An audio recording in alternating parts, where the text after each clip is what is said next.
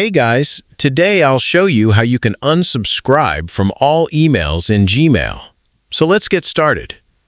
If your Gmail inbox is filled with promotional emails, newsletters, and other subscription messages, Gmail now has a built-in feature that makes it much easier to manage and unsubscribe from them. Start by opening your Gmail account on your computer or mobile device and sign in if you haven't already. Once you're in Gmail, open the navigation menu on the left side. If you don't see all the options, click More to expand the menu. Scroll down until you find Manage Subscriptions, then open it.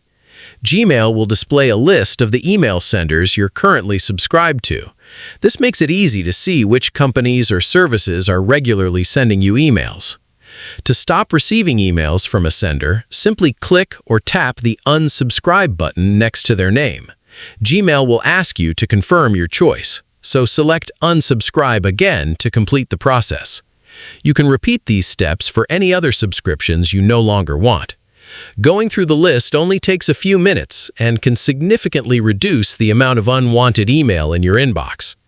Keep in mind that it may take a few days for some senders to stop sending emails after you unsubscribe, so don't worry if you still receive a few messages during that time. That's it.